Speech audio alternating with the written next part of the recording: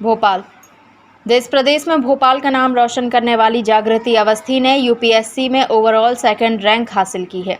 उन्होंने मैनिट भोपाल से BTech electronic में स्नातक किया है। आपको बता दें कि गवर्नमेंट होम्योपैथिक मेडिकल कॉलेज में प्रोफेसर जागृति अवस्थी के पिता डॉक्टर एससी अवस्थी की बेटी जागृति ने जब उनसे कहा कि पापा मुझे यूपीएससी क्लियर करना है, यह सुनकर डॉक्टर अवस्थी एक पल के लिए गहरी सोच में पड़ गए, क्योंकि तब भी बेटी बीएचईएल में इंजीनियर थी, सैलरी भी अच्छी थी। जागृति का कहना है कि हर सर्विस समाज की सेवा में किसी न किसी तरीके से लगी हुई है। बीएचईएल में जब डिविडेंड आता है वह भी समाज सेवा के लिए सरकार यूज़ करती है। सिविल सर्विस मौका देती है ग्राउंड पर खड़े होकर समाज की सेवा करने का। पिछड़ता जा रहा है, क्या कारण है मैम कि हिंदी माध्यम के लड़के नहीं चयन हो पाते हैं और वहीं अभियांत्रिकी विषय के लड़के सबसे ज़्यादा चयन होते हैं? तो क्या आपको लगता है मानविकी विषय का आज के युग में कोई प्रासंगिकता है या नहीं? नहीं सर, प्रासंगिकता तो है। भले ही मैं अभियांत्रिकी से मेरा स्नातक है, लेकिन मैंने ऑप्शनल तो सोशियोलॉजी ही लिया है। मुझे लगता है कि जो ट्रेनिंग है अभियांत्रिकी की वो आपको बना देती है थोड़ा सा technical oriented, logical, planning improve हो जाती है और वो कहीं ना कहीं हेल्प करती है। और सीसैट वगैरह भी आता है प्रीलिम्स में, वो भी हमारे लिए थोड़ा एक आसान पड़ता है। बाकी इसमें मानवीय जो ह्यूमैनिटीज़ के सब्जेक्ट हैं उनके भी बहुत सारे लोग निकलते हैं। हिंदी मीडियम का कहीं ना कहीं मैं सहमत हूँ कि थोड़ा सा कम पार्टिसिपेशन देखने को मिलता है। शायद इसलिए क्योंकि जो रिसोर्सेज हैं वो ज़्यादातर इंग्लिश में अच्छी क्वालिटी में अवेलेबल होते हैं। अब बदल रहा है कन्वर्जन, हर कोचिंग इंस्टीट्यूट भी अब हिंदी में रिसोर्सेज देने लगे हैं। और जो हिंदी मीडियम के बच्चे हैं, कई बार वो उनका कई ग्रामीण बैकग्राउंड होता है या वो ऐसी परिस्थितियों से आते हैं जितने प्रिविलेज नहीं होते, तो उनके लिए भी थोड़ा शायद एक एक्स्ट्रा डिफ़िकल्टी की लेयर हो जाती है। हालांकि मैं भी यही विजन रखती हूँ कि एक दिन हिंदी मीडियम से ही शायद टॉप 5 और टॉप 10 में रैंक्स निकले, तो भारत की अपनी मातृभूमि की जो भाषा है उसको उसका यथोचित स्थान मिल सके। आपको मालूम है कि एक ब्यूरोक्रेट्स पे राजनीतिक दबाव बहुत होता है, किस तरह का आदर्श आप स्थापित करेंगे, जबकि आप यह बात सर्वविदित है कि ईमानदार आदमी की आज कोई कीमत नहीं होती? सर, मुझे लगता है कि ईमानदारी तो एक पर्सनल वर्च्यू है, वो दूसरों के लिए नहीं, खुद के लिए होना चाहिए। तो एक ईमानदारी तो मैं कोशिश करूँगी कि मैं पूरी तरह से अपनी निष्ठावान तरीके से काम कर सकूँ।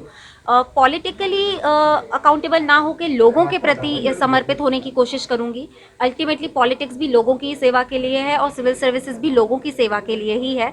तो उसी में मतलब मैं लोगों के प्रति हमेशा अकाउंटेबल रहूँ, सेंसिटिव तरीके से काम करूँ।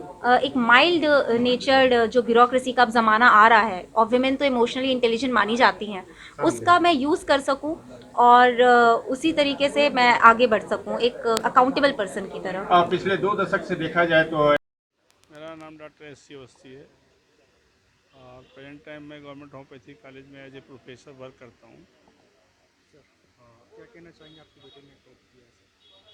सर, अब जो माता पिता होते हैं तो बच्चों की सफलता में तो प्रसन्नता होती ही उनकी, तो मुझको भी प्रसन्नता है और बहुत प्रसन्नता है।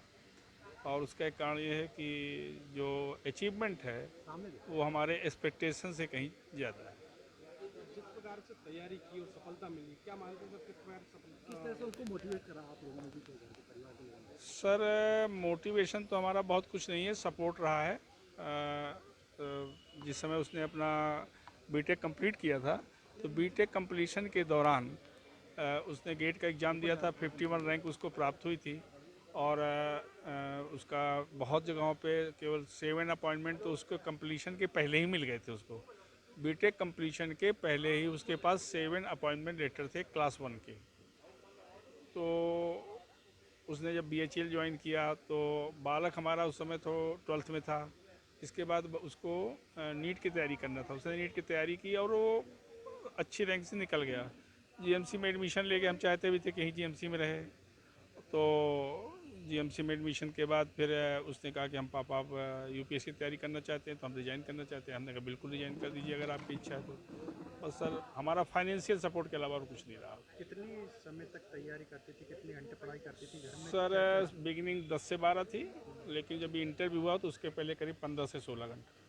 जैसा कि पता चला है कि 2017 से आपके घर में टीवी। खबर समय जगत के लिए संवाददाता शक्ति Bharti, Bhopal. For latest news, subscribe to our channel. and press the bell icon.